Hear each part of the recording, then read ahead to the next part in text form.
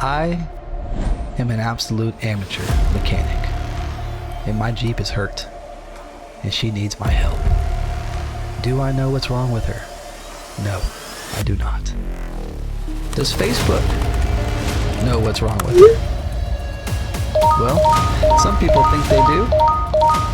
Some people think they don't. In this video, we are going to test and test and test again until we get to the bottom of this problem. Is my engine blown? Can I save it? Stay tuned and find out.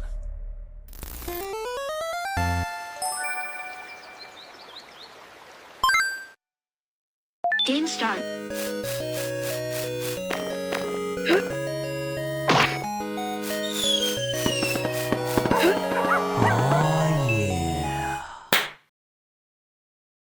Alright, what's up guys? Welcome back to the channel. Today we are going to be hopping back into the engine of the Jeep and we are going to be replacing the lower intake manifold.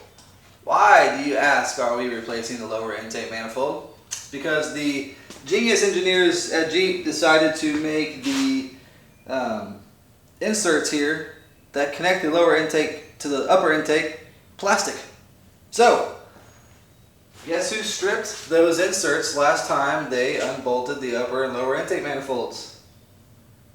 I did. So, we got a new, slightly used lower intake off of eBay. These things are like $400 brand new, and I got this off of a dude on eBay for like 60 bucks, and it came out of a Jeep that had around 70,000 miles on it. So we're gonna try that. What I experienced about a month ago, I did an oil cooler swap. I got a great video on that, check it out. And when I put everything back together and I was clamping down the upper intake manifold into the lower intake manifold, I stripped about 3 of the 6 bolts that do that. Very sad. At the end of the job, I was exhausted and I was just torquing things down. It's a very light torque because it's like bolt to plastic, and it's just doesn't need to be very tight. I overdid it. I stripped them. It is what it is. And so what I've been experiencing when driving is kind of like a jerk or a hesitation out of the Jeep under load. So when I'm hitting gas, every now and then it kind of jerks, and I'm thinking that's coming from a vacuum leak, an air leak essentially, downstream of the throttle body, which is where the PCM's reading the amount of air entering the engine. I'm sucking in more air, and so I think I have a pretty lean mixture. Not enough fuel's getting into the motor, and I'm experiencing some jerking action, some not so clean idles. When I start the car, it starts up really lean, kind of like rough.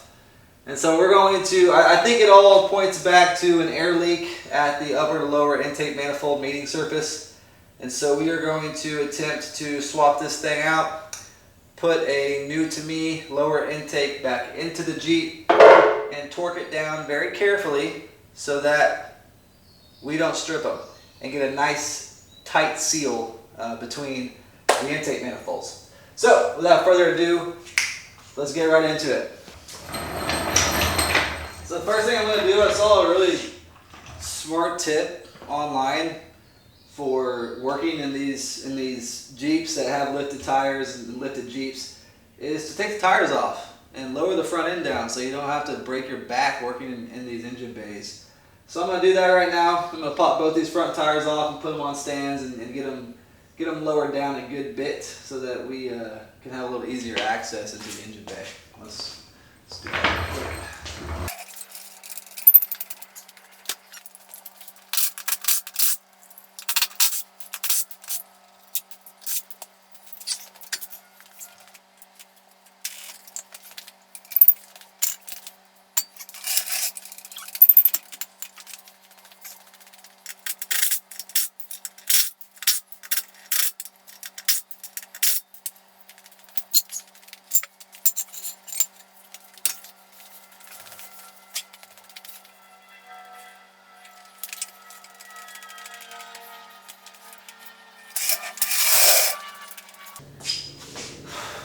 Alright, as you guys can see, That lowered the Jeep quite a bit. It's going to make this engine a lot more accessible. I wish I had done that the first time. That's a great tip. You guys do that if you're going to do this.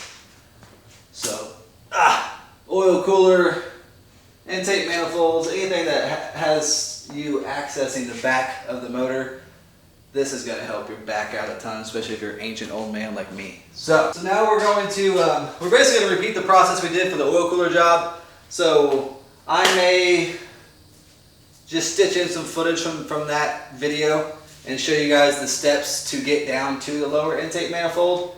And then we are going to have to take the fuel line off and do some new stuff. So we'll whip the camera out once we get down there. But first things first, let's get into the motor here and get down to the lower intake manifold. And once we get it off, I'll show you guys those strip bolts I'm talking about, so you can laugh at me. So I'll talk to you then.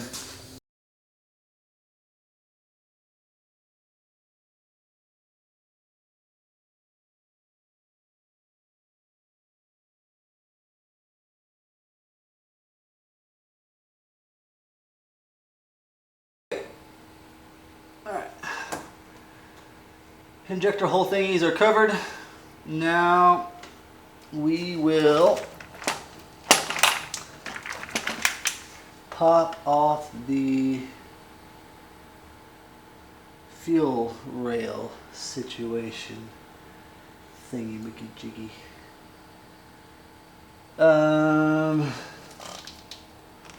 Figure out what the best way is to do this so that you guys can see it. I think you can see it pretty good. Yeah, you guys can see that.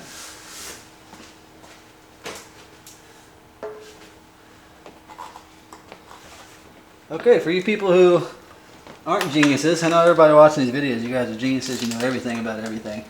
There are 3 injectors on either side. Alright, V6, you got 6 fuel injectors, 3 on either side. This is your fuel system, so this little hose tube thingy takes fuel from the fuel pump and feeds it through these fuel lines and into your fuel injectors. And then your fuel injectors are synchronized with your air intake to spurt gas into your intake so that you can create combustion. And I am delaying the inevitable. You have to take these bolts out first. There's 4 bolts to take the fuel rails off. Let's do that real quick. And the fuel rails are tacked on here, the T30. T30 Torx. So we'll pop this off.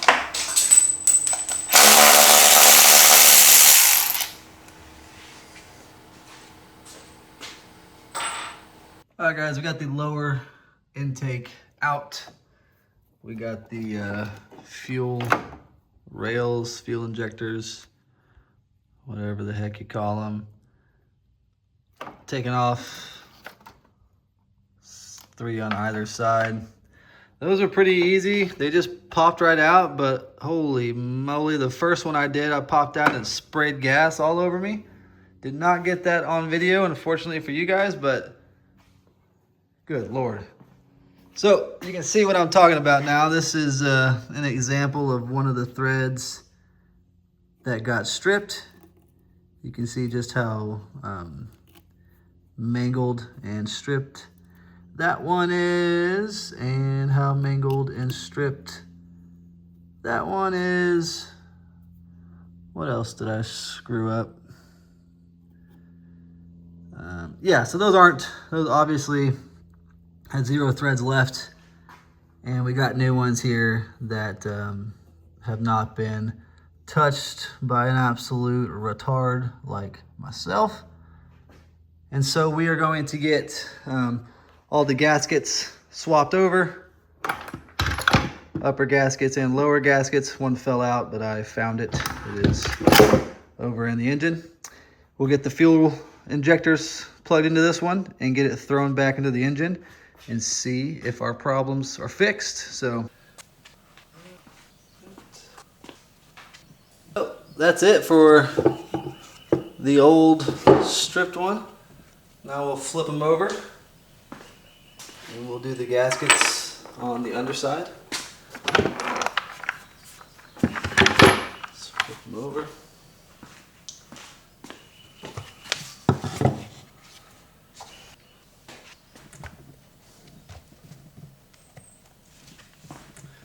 Alright. So that's it. Everything's completely transferred over. We're going to get the old one set to the side, and we're going to get the new one attached to the fuel system and get it thrown in. We got the lower intake back in with the new gaskets, and what we're going to do now is torque it around to torque specs. Then we will get the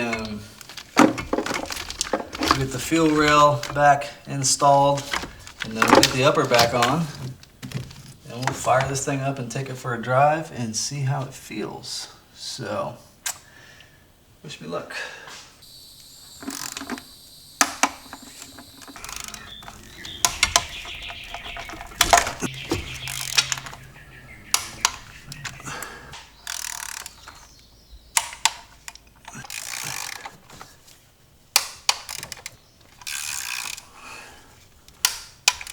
Alright,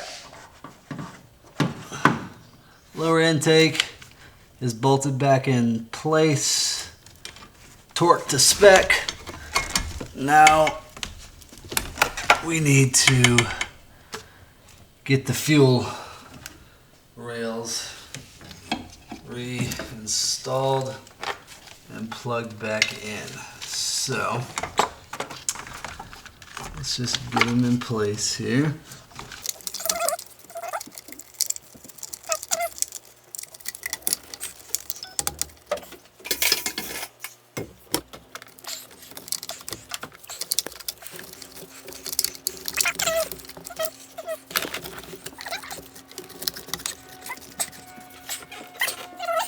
These bolts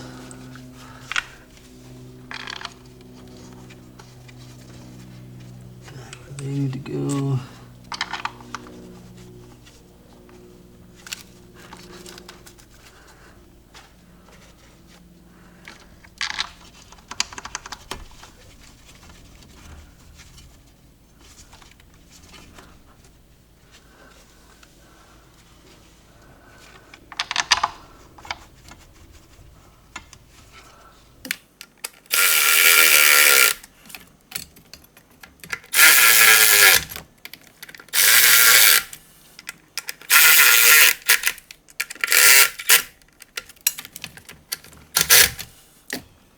Alright, got that tacked back in. Now we'll get the plugs back in, and we'll be ready to seat the upper intake back on.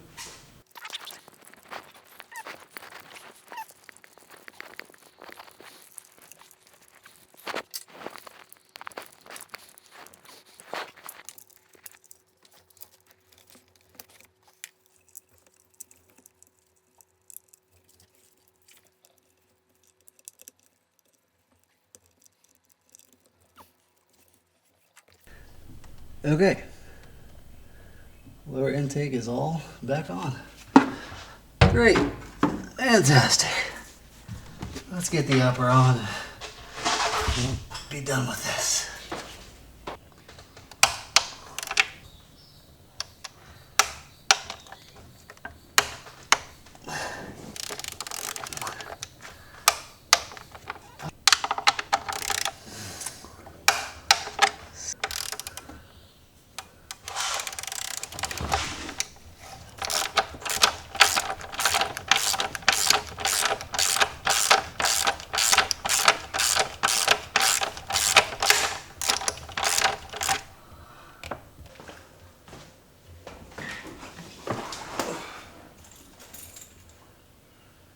Alright, since we disconnected the fuel rail and the fuel injectors when we swapped the lower manifold out, we need to prime the fuel system again. So to do that, we're just gonna turn the key over into the run position, not start the car, and allow the electric fuel pumps to prime the fuel rail. So let's do that real quick. We'll just turn it on, wait about 5 seconds, and then we'll turn it back off. Yeah, my Jeep just does that. Apparently that clicking noise is the air conditioner blender door, like an electric thing that's tapping. I don't know, we'll fix it at some point. So that was one. We'll do another one.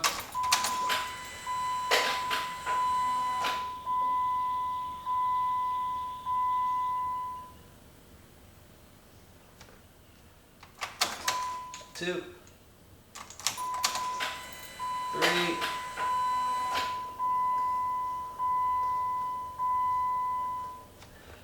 We'll do this 2 more times, and then we'll start it. We'll see how it starts. We'll go and make sure that we don't have gas spraying out of one of the injector lines, and then we should be good to go. So we'll see.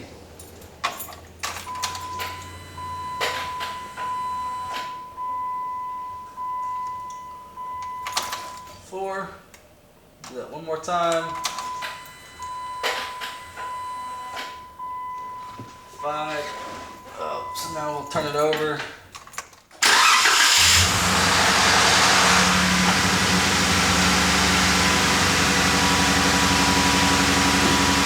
Okay, started just fine.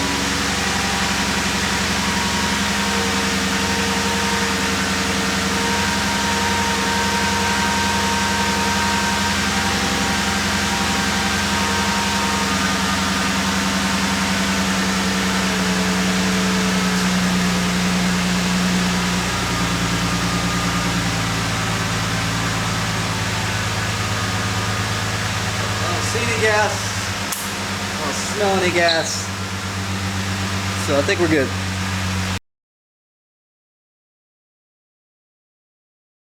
Aww.